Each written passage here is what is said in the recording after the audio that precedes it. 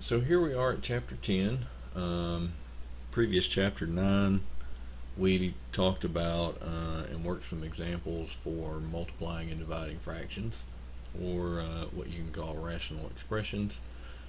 And so with 10, we're now going to talk about adding and subtracting the rational expressions.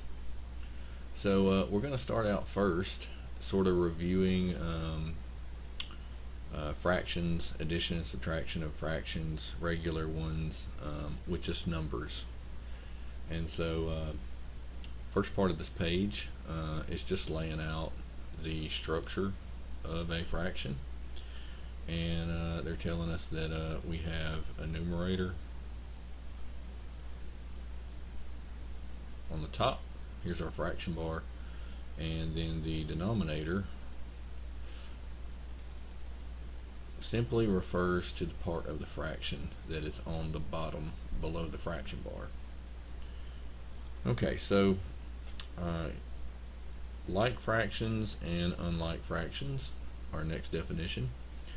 And we've been adding and subtracting terms throughout the first part of this course, and fractions are similar in that you can have like ones and unlike ones. So just like terms, if we don't have like terms, we cannot add them. So same way with fractions, if they're not like, or in other words they don't have the same denominator, then we can't add them. If the fractions have a different denominator, they are unlike and we can't add them. But unlike terms with variables and whatnot, fractions can be fixed. They can be made to have the same denominator.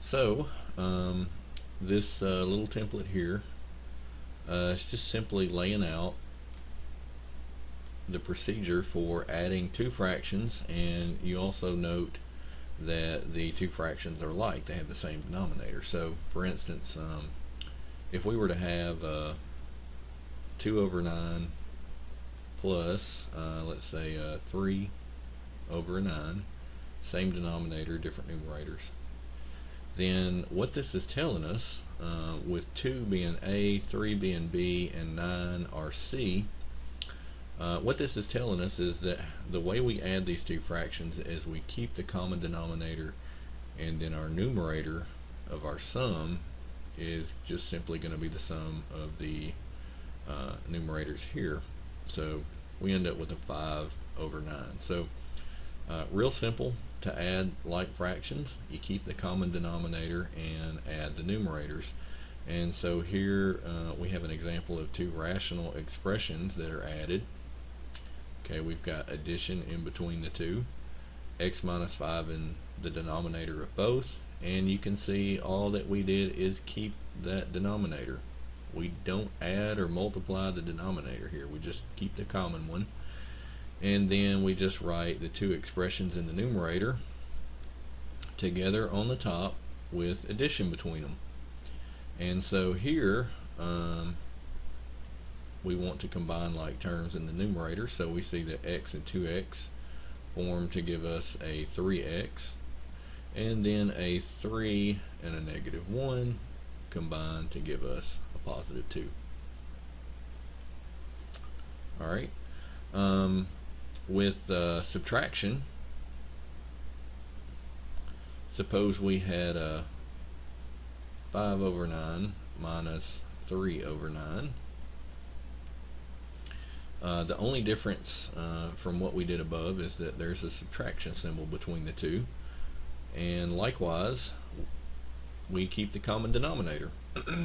We have a 9 on the bottom of both, we're subtracting, keep the common denominator, subtract the numerators on the top, and we end up with a 2/9.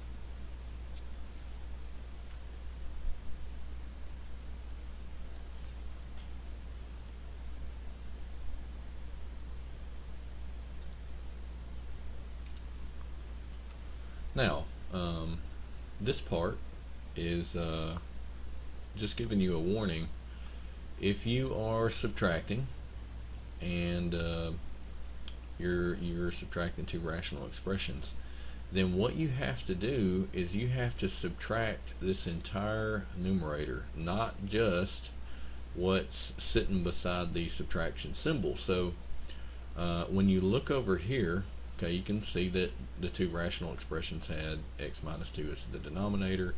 We kept a common denominator as we worked our way to the right. Here we have x plus 4, just simply the first numerator. And now the way we've written it is we have put parentheses around the second numerator with subtraction in front. That is because we have to distribute this subtraction to every term in the second numerator. So instead of seeing a minus 3 over here, you see a plus 3, because a minus 3 gives us a plus. Alright, so be careful when you're dealing with subtraction of rational expressions. You have to distribute that subtraction symbol. And so we see we have an x and a minus x, so here the x's cancel, and then we're just left with the numbers 4 and 3, and they add to give us a 7. And all along we simply kept the common denominator that we started with, x minus 2.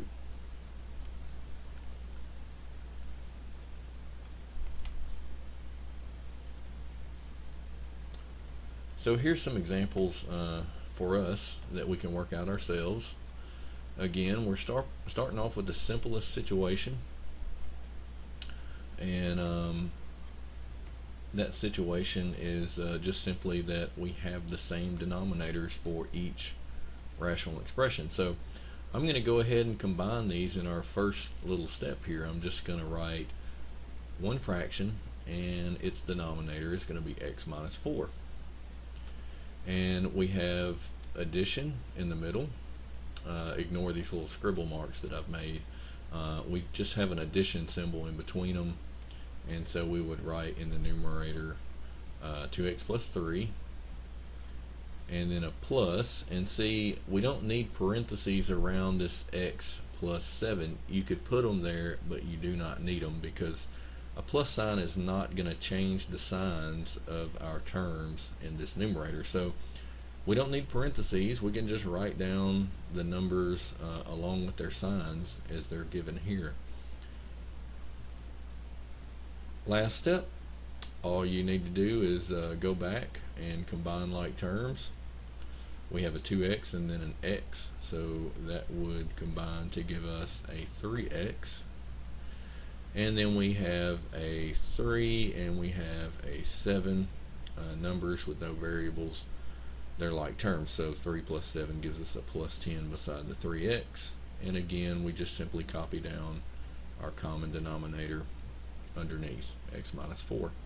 And we're finished with example 1. So example 2. Alright, I will look at my denominators first, and they are the same, so we keep this x minus 4. And now I notice that we have subtraction instead of addition, and I've already drawn these arrows here to indicate that we're going to take that subtraction symbol and distribute it as a negative to the x and the 7. So 1 and 2 are identical, except that example 1 was adding and example 2 is subtracting. So slight difference, we distribute the subtraction. The first numerator, 2x plus 3, is written as it was in the addition problem, but now we write negative times an x minus x, and a negative times a plus 7 minus 7. So we now we have like terms again, 2x terms, but instead of adding we now have 2 minus 1, and so that leaves us with 1x in the numerator, and then we have a plus 3 and a minus 7. 3 minus 7, negative 4. And here's something that you probably won't see a lot, but our numerator ends up matching our denominator, and so we can simplify this to just a 1. Okay, example 3, sort of a unique situation here. We have negatives in front of each rational expression, and so in each case, when we combine these two fractions, we want to distribute the negatives to the numerator that they sit in front of. So I'll go off to the right, I'll pick out my common denominator, which in this case is x plus 1, and then I'll distribute, and instead of writing a 3x here, I will write a minus 3x, and then we have minus times a minus 5, that makes the 5 plus. Likewise, for the second numerator, we have a negative and a 2x, so we write minus 2x, and then we have a negative and a plus 4, so we write minus 4. You distribute the negatives that sit in front of the rational expressions. Negative 3 and negative 2 combine to give us a negative 5x, and then a 5 and a negative 4 combine to give us a plus 1. And that completes example 3.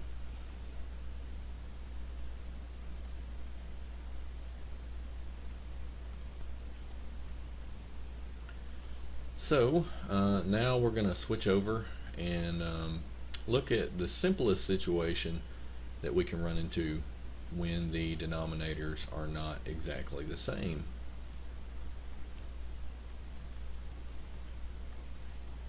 Okay, so here you should notice that, yeah, we got a 2x and we have a 5 in both denominators. However, if you look closely, you'll notice that this 2x is plus 2x and this one is minus. And likewise, the 5 is minus in one and then plus in the other. So, in other words, the signs are different, and we need to fix that. Well, it's actually a simple fix. We can keep the first fraction the same, and now to make this denominator equivalent to the x minus 5, what we can do is just simply factor out a negative 1. Okay, so we're pretty much doing the greatest common factor here. We're factoring out a negative 1, and so now we want to go back to each of these terms and divide it by a negative 1, and then write what's left inside of a set of parentheses beside the negative 1 here. So 5 divided by negative 1 is a minus 5. Negative 2 divided by negative 1 is a plus 2, and then we have an x. And we haven't done anything to the numerator, so we'll just simply copy it down.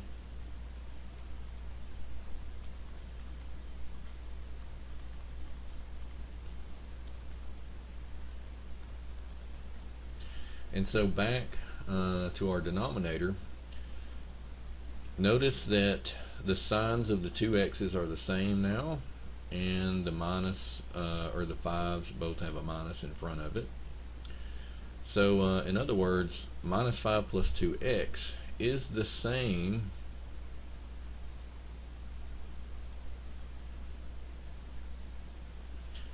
as a 2x minus 5.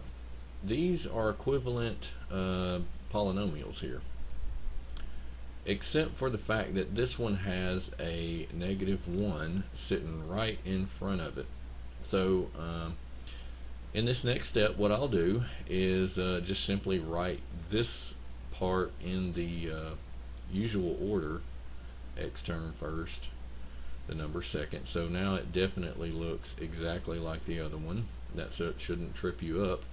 But now we have to deal with this negative 1, and the best thing that we can do is simply take this negative 1 to the top and distribute it to the numerator. We don't want it in the denominator because then that's going to make the two denominators different. So we'll take this -1 and put it in the numerator.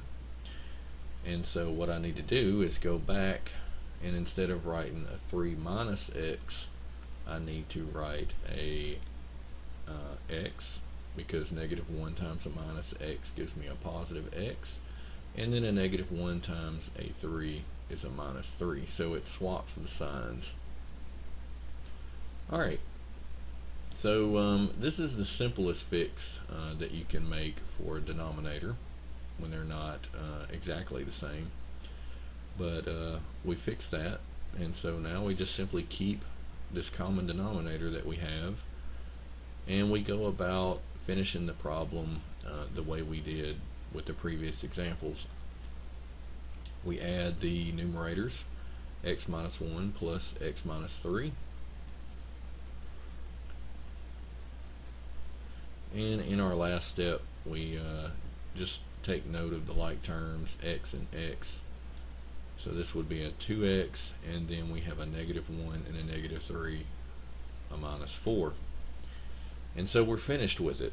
We actually can't go any further, and one thing that is tempting for students to do is to say that these two x's cancel, and that is not true. We can only cancel the two x's if this were to be a single term here on the bottom, and this is actually, this 2x is attached to this 5, so to speak.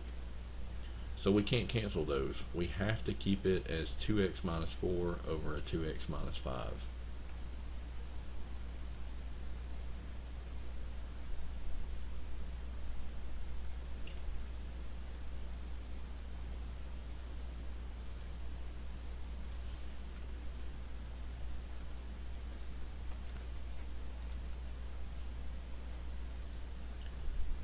Our next example,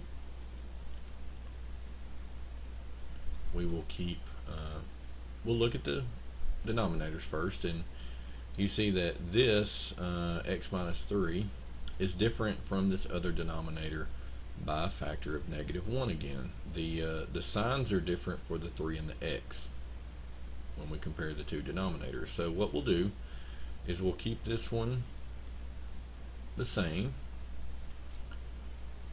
We will go over to this second denominator, and we'll factor out a -1, and by doing so, that's going to make this x a plus x, and then it's going to make this 3 a -3.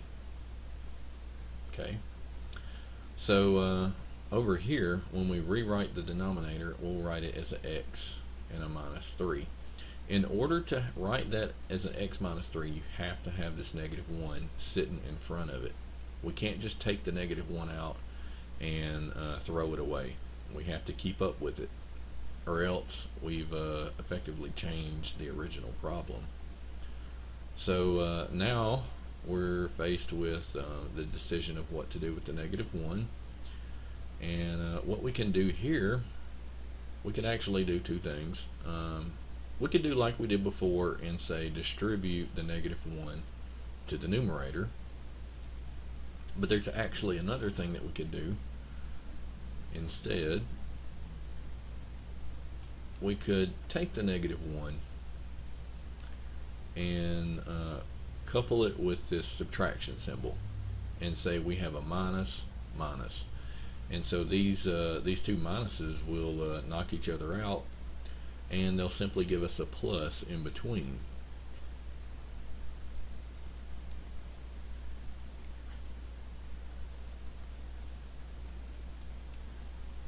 So we didn't just simply throw it away, we just combined it with another negative and we made a positive, and that is a completely legitimate thing to do. So our denominators are the same now. We will write this as a single fraction in the next step.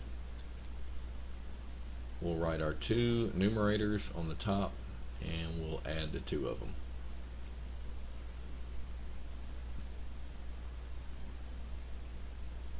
So all that's left to do is combine like terms in the numerator, and so we have 2x's, and so we write 2x in our numerator, and then we have the numbers -1 and -2, and so we have a -3. And that completes example 5.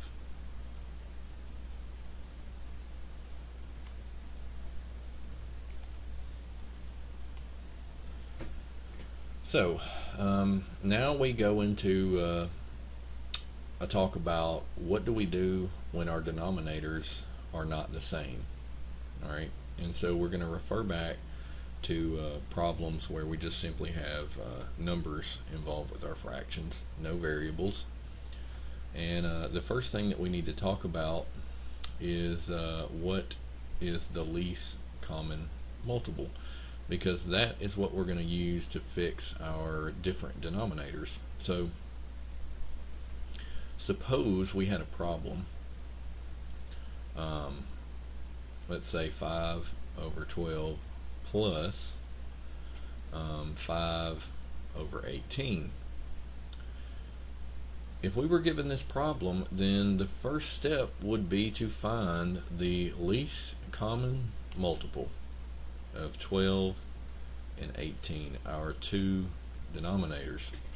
So there's actually 3 ways to go about it, and the first way, our first star here, is to simply write a list of the multiples. Now, up until this point, we've been talking about factors. Factors are numbers that divide into a 12, like a 2, a 3, a 4, a 6, or for 18, factors would be 2, 3, 6, 9, 18, and so on. Factors are either equal to the number or less than the number. Now, multiples are numbers that the 12 and the 18 divide into themselves. So we see that a list of multiples for 12 is 12, 24, 36, 48, 60, 72, and this list continues on and on. There's no end to it. So in this case, if you were going to go the list route, you would simply take 12 and start multiplying by 2, by 3, by 4, by 5, and so on. Maybe go out like 4 or 5 different numbers, and then take 18 and do the same. 18 times 2 is 36, 18 times 3 is 54, 18 times 4 is 72, and then you would write times 5, times 6, times 7, and so on. So the workbook points out that there are numbers that are common to both lists of multiples. We see that 36 is in both of them. We see that 72 is in both, and then we see 108. Okay, so these are common multiples, but the least common multiple is obviously the smallest number of the common multiples, 36. So this is the one that we would really want to use to fix our fraction problem here. But in actuality, you could also use a 72 and a 108. The only difference is you're going to have to deal with bigger numbers when you use 72 or 108. Numbers are going to be smaller and maybe more easily managed if you use 36.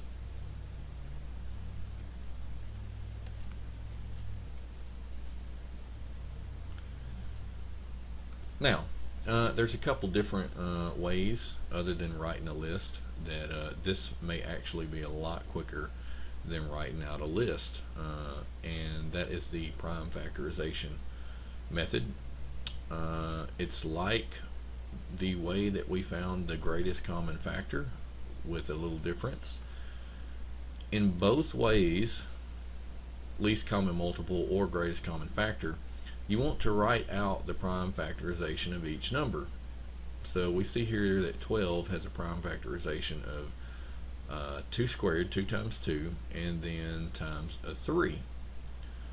So 2 squared is a 4 times a 3. You see that we just get 12 back. So one way to work this out, and we've done it before, is to do a factor tree.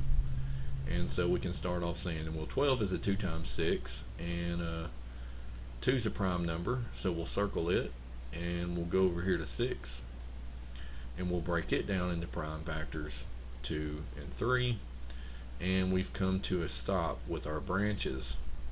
There's prime numbers at the end of all these branches. So 2 2's and a 3, just like the workbook showed us here.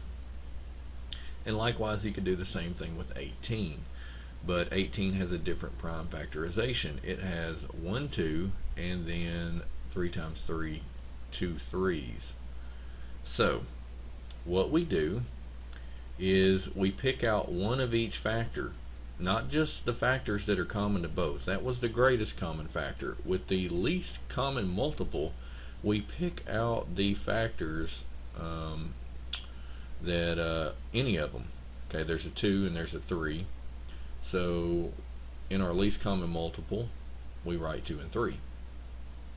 And then we go with the larger exponent, and that would be 2 in the case of both the 2 and the 3. So if you multiply 2 squared times 3 squared, you get 36, which is the same least common multiple that we found before. Alright, so when you're dealing with big numbers, this may be the way to go. It's probably quicker than writing a list, but nothing is probably quicker than using your calculator, which this next part, this starred part, explains to you.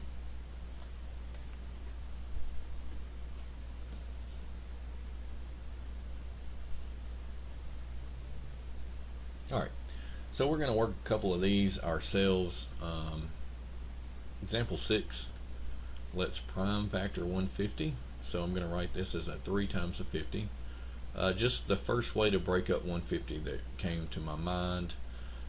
50 will break up into a 2 and a 25. 2 is prime. And so we want to take 25 a little further until we end up with all prime numbers. So 150 is a 2 times a 3 times a 5 squared. Now for 280, I'm going to say 2 and 140. 2 is prime. 140 is 2 times 70. 70 is 7 times 10. And then 10 is a 2 times a 5. Alright, so the prime factorization of 280 is 1 2 3 2's, so I write a 2 to the third power, and then a 5 and a 7. Now, for the least common multiple, we want to include one of each factor, not just the ones that are common to both. We want a 2, we want a 3, we want a 5, and we also want a 7. 2, 3, 5, and a 7. Even though 7 was not in the prime factorization of 150. Alright, so we have a 2, 3, 5, and a 7. And now we want to go back for each one and pick out the largest exponent associated with that particular factor. So for 2, it would be a 3. 280, we have 3 2's. So we write in our least common multiple 2 to the third power. 3, its highest exponent is 1, and that's in the 150 factorization. 5 has a 2 here, and so it's 5 squared. And then the 7 only appears one time in the 280, so this would be a 7 to the first power. Alright. This is going to turn out to be a pretty big number. 2 to the third is an 8 times a 3. 5 squared is a 25, and then we have 1 7. So let's see. Easy way to go about this. 8 times 3 is 24. 7 times 25 is, let me see, 175. And what is 24 times 175? I don't know. I will just pull up my calculator real quick. I don't want to burn up too much time multiplying. So 24 times 175, we get 4,200. This is the smallest number that 150 and 280 will divide into. And of course, if you have a TI calculator, it would have been a lot quicker just to go to the LCM function and have the calculator tell us what the least common multiple was. Now, what do we do when we want to find the least common multiple of variable terms? Well, it's actually a lot easier than finding the least common multiple of numbers. We use the same principle for the least common multiple. We want one of each factor that appears in either term. So we're going to have a A, B, C, and a D, even though they may not have all of these in common. Now we go back for the A and we say 3 is its largest exponent in either term. So our least common multiple has 3 A's. For B, it only appears once at the most. For C, 2 times at the most in the second term, so we write a 2 squared. And then for D, it only appears once. So our least common multiple of these two terms would be A3, B, C2, D.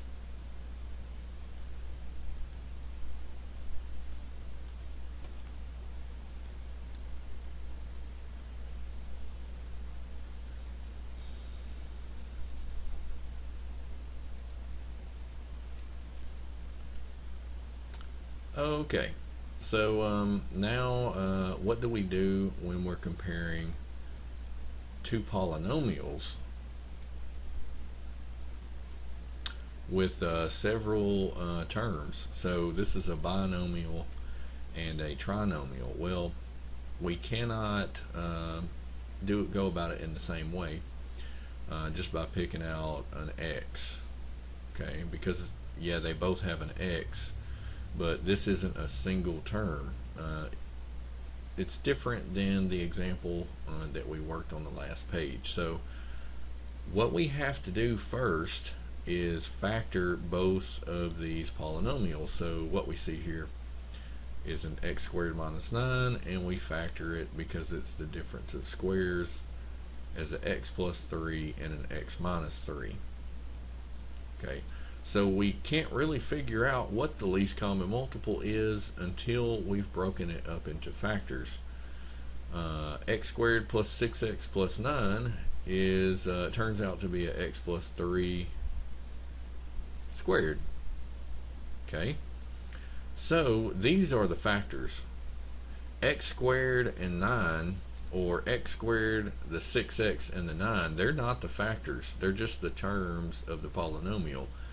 The x plus 3, the x minus 3, they are the factors of these polynomials. So that's what we want to compare between the two of them. Now, again, we take one of each factor, whether it's common to both or not. So we have an x plus 3, and then we have an x minus 3, and then the x plus 3 turns out to happen twice in the factorization of this second polynomial here. So it gets an exponent of a 2. And so this is our least common multiple for these two polynomials. Alright, so the main takeaway here is that you want to factor the multi-term polynomials first. So here is our first polynomial.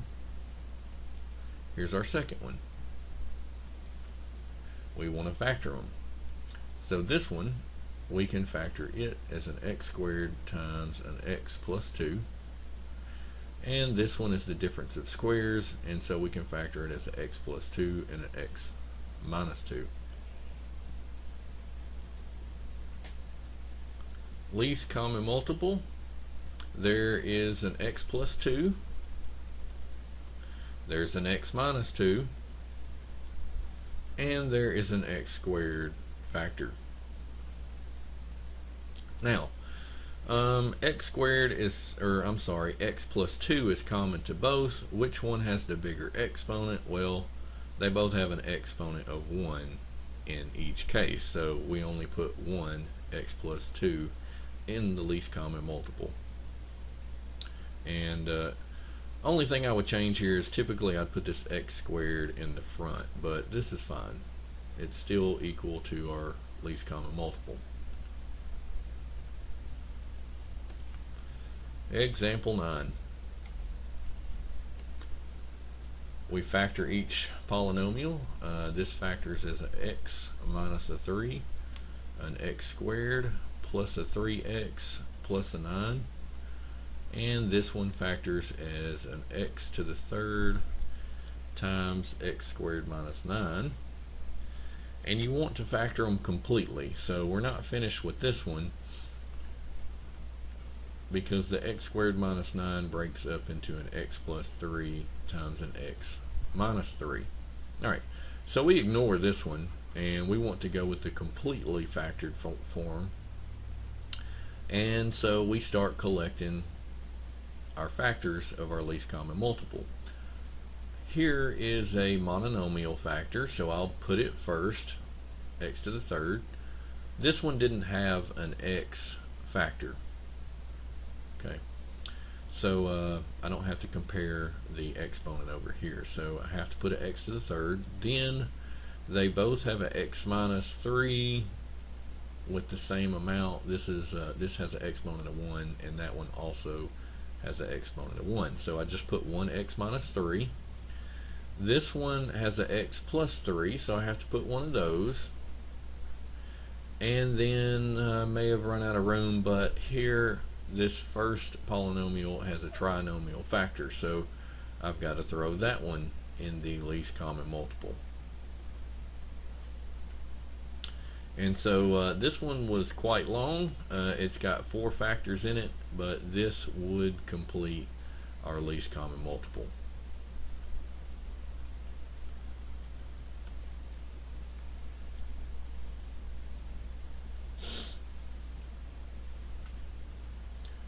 Okay, here we have a little template for adding fractions, and where A, B, C, and D at the moment represent numbers. And so I'll write us out an example that we can compare to this general template here. Let's say 2 over 9 plus 3 over let's say 6. Okay. So our first step is to say, what is the least common multiple of 9 and 6?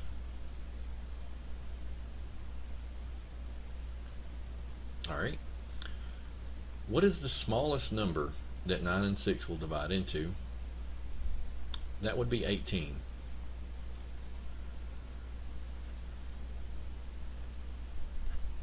Now, I'm going to write this a little weird, but that's just because the way I'm going to write it is most closely resembles what it's going to look like when, instead of numbers, we have polynomials wrapped up in these fractions. So instead of writing an 18 underneath both of these fractions, which is what we usually do, I'm instead going to write the first denominator as a 9 times a 2, because that's what 18 is. So in other words, 9 goes into 18 twice, so we have 9 times 2. And now for the second fraction, 6 goes into 18 3 times. So what we're doing to adjust this numerator, or I'm sorry, denominator, is we're taking the original one, 6, and we're multiplying it by 3. just like we multiplied 9 by 2 over here. Now, we can't just multiply the denominators by a number and stop there. We also have to take the numerator, okay, you see the 2 was the original numerator of the 9, and we multiplied the 9 here by 2. So we also have to go up top and multiply the numerator by the same number that we did on the bottom. Okay, and this is what it's going to look like when we have polynomials. We're going to have the same polynomials in the top and the bottom, but we need it that way. Okay, so for the 6, we multiplied it by 3, so we have to take its numerator 3 and also multiply it by 3. Okay, so now we see here this sort of looks a little different than what we did, because I used actual numbers, but the way I'm going to write this is I'm just going to put 18 here now, and so the numerators add, and we have 2 times 2 plus 3 times 3. Okay, so nothing like an example to really show you what it's going to look like. Okay, here we have some examples worked out for us on the next page. I would appreciate it if you would sort of look at those and study them and see what you can get out of them. But I'm not going to spend any time with them. I am instead going to go down here and work our own example. Okay, our first step with example 10 would be to find the least common multiple. Alright, so notice that these are monomial denominators. This isn't a squared plus b plus c to the third. All of this is multiplied. So this is a single term and this is a single term. These are monomials. So when we compare monomials, we just have to put all of the factors that appear, a, b, and c. And then we have to take their highest exponents, 2, 4, and 3. This is going to be our least common multiple. We go over to the right. We write our least common multiple on the bottom of each fraction. And now we have to go back to the numerators, which are just numbers, but we still have to do this. This represents our first fraction, so we're trying to adjust the numerator just like we did with the denominator. So we compare this old denominator with the new one. What's different? Well, they both have an a squared and they both have a c3, but this has 1b and this now has 4 b's. So in other words, what we did is we took this and we multiplied it by a b3 to get this new denominator. We added in 3 more b's to make a b4. We have to do the same thing with the numerator. So we'll go up here and we'll write b4 times 1. We'll just put it beside the numerator that we had here originally. Now we have to adjust the other one. We compare ab to the 4th to a squared b to the 4th c3. If you look at the a's, there is an extra one here, so we have to put an extra one in the numerator.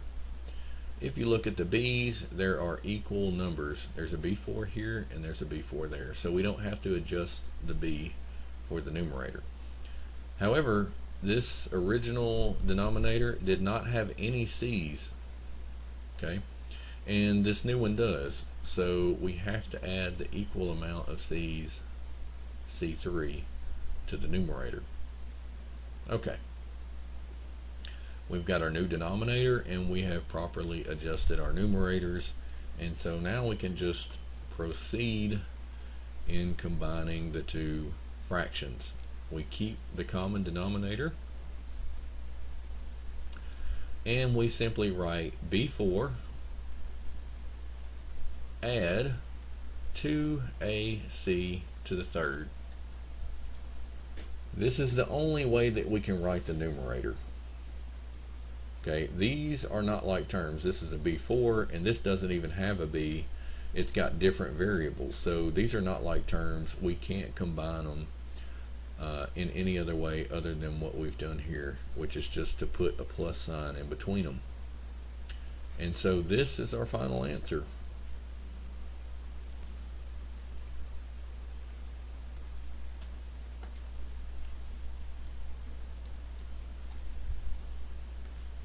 Now, this next one, example 11, is different.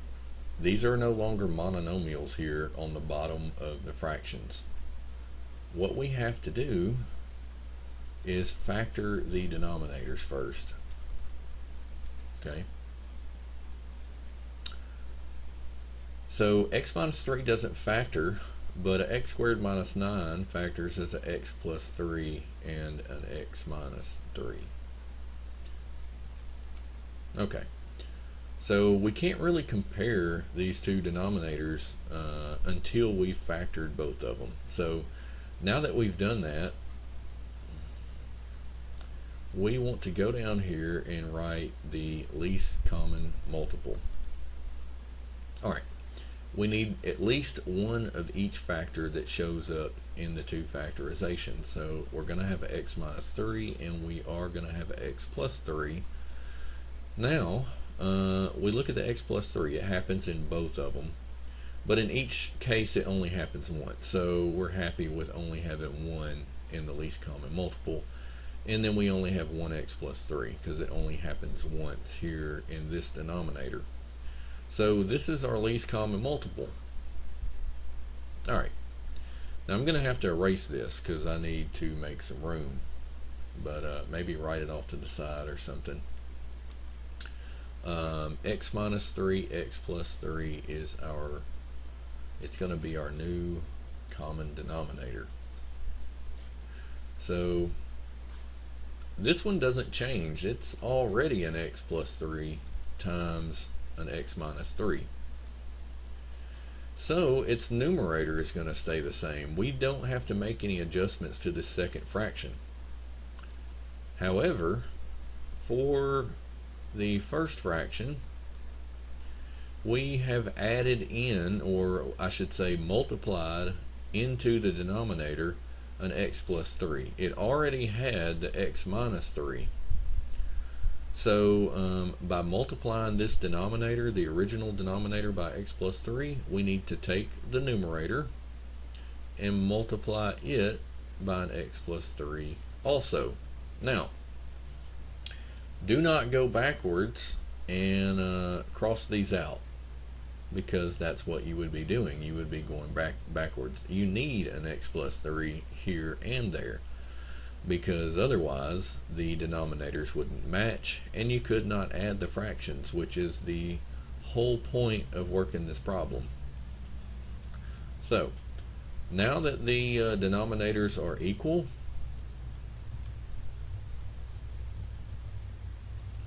we keep the common denominator, and we just simply write out this numerator plus that one.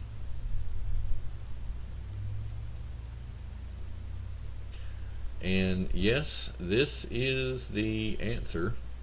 We have now combined those two fractions.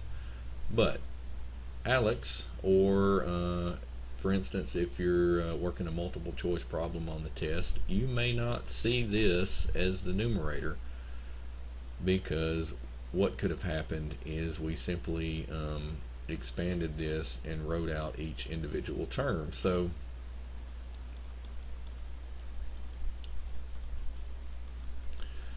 you may see an x squared plus a 3x minus a 2 instead. And likewise, these two factors in our denominator could have been multiplied. So I'll stop with this form, and we'll move on to the next example.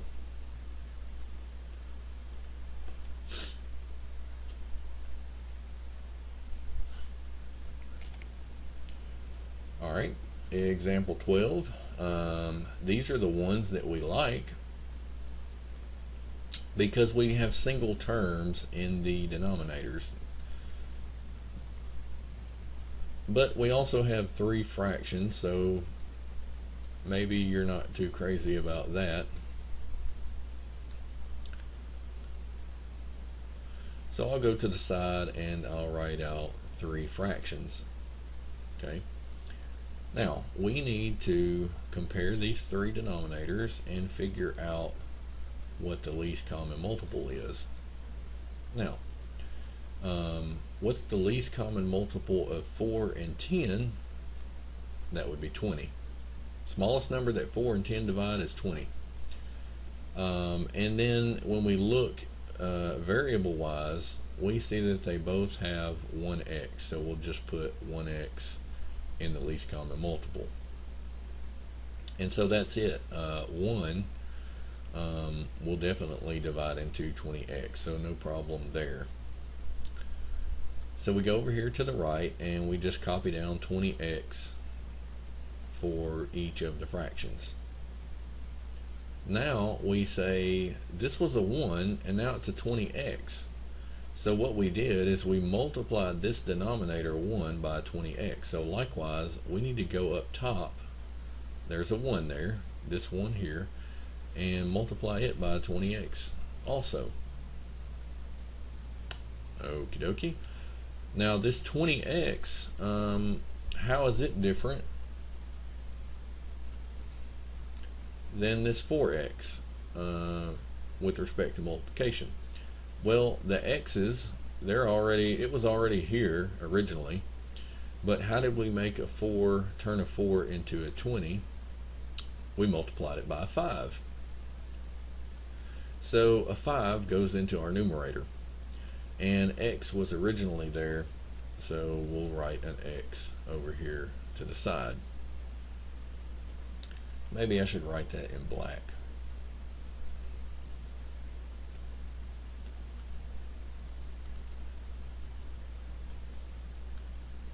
Just to show that the x was already there, 5 is our adjustment to the numerator. Okay, and finally, the third fraction or denominator, 10x, it turned into a 20x. So how do we do that? Well, the x was already there. What we did was multiply 10 by 2. So we add a 2 to the numerator, or we multiply the numerator by 2, you could say. And a 2 was already there. That's this 2. So they have to multiply one another. And we'll just do that in the next step. So we've made all the adjustments to our numerators.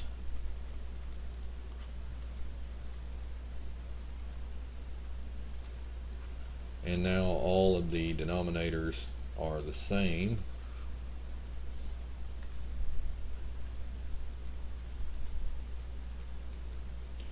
And so 20x, 20x, 20x, we will write fraction with 20x on the bottom, one fraction.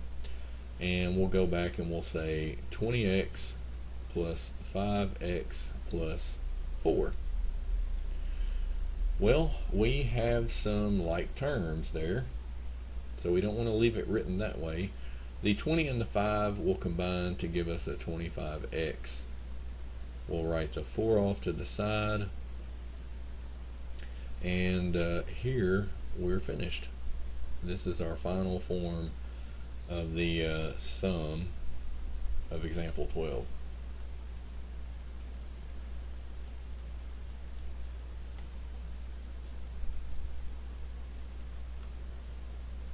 Okay. We look at our, for example 13, we look at our denominators and we see that they are not factorable any further, but they are different. And so what we're going to do is we're just simply going to say that the least common multiple is an x minus 1 times an x plus 1. We just multiplied the two denominators together. So this x minus 1 and x plus 1 is now going to go on the bottom of each of our fractions. And now we have to go up top to the numerators and make adjustments. So for the first fraction, the x minus 1 was already there, and what we did is we added an x plus 1. So that wasn't originally there. We multiplied that into the denominator. So what we need to do is put an x plus 1 on the top also. Now that gets multiplied by the 2x minus 1, and notice that I put parentheses around the original numerator. I suggest that you do the same. Now for the second fraction, we see that the x plus 1 was already there. Okay, so that was already there, and what we need to add in the numerator is what wasn't there in the beginning, which is the x minus 1. Okay, so we compare the original denominator to the second one. We go up top and we multiply in a x minus 1, and it is going to multiply the numerator that was originally there, 4x minus 3. And so with those adjustments, we are now ready to add the two together. Common denominator is x minus 1, x plus 1. And here we have 2x minus 1 times x plus 1 minus x minus 1, 4x minus 3. Now you would probably be happy if I were to tell you that you were finished, but you're not. We need to go back and multiply or full these factors on the top and then combine like terms. So we start with the first part. 2x times x is a 2x squared. Then we have a plus 2x. 2x times the plus 1 gives us 2x. Then we take the minus 1 and we full it. So we get a minus x and we get a minus 1.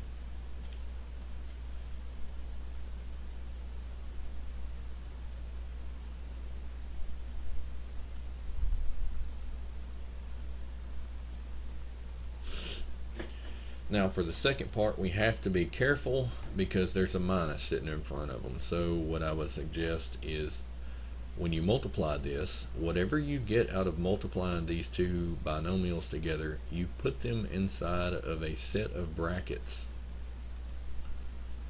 So I'm going to write a bracket there, and I'm going to write a bracket here. That is going to remind us that this negative needs to distribute. Okay, so we'll do that in the next step. Here we're just worried about fulling these two factors, or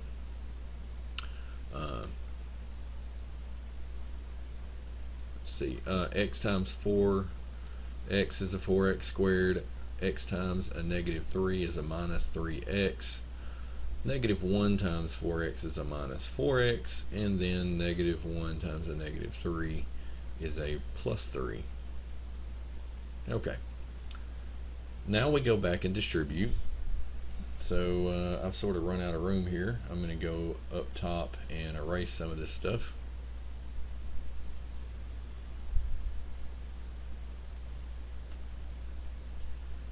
Alright, and so we have 2x squared. These two will combine to give us a plus x and a minus, then this minus 1, we just carry that along. Now we're going to jump through here and change all the signs of these terms in the brackets. So this would become a minus 4x squared. These two terms are also like, so if we just combined them inside the brackets, that would be a negative 7x. But then when we combine that with the minus that's on the outside of the brackets, that would be a plus 7x. So now we distribute the minus to the plus 3. It becomes a minus 3. We could FOIL these two binomials on the bottom in the denominator and get an x squared minus a 1. And so last step, we simply want to go through here and pick out the like terms.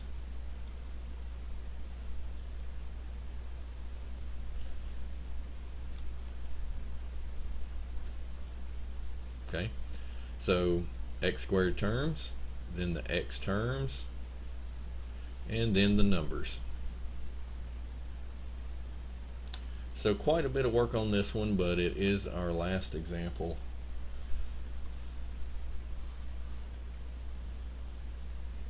As our final answer, we will write 2 minus 4, negative 2x squared, x plus 7x plus 8x, and then negative 1 minus 3 minus 4.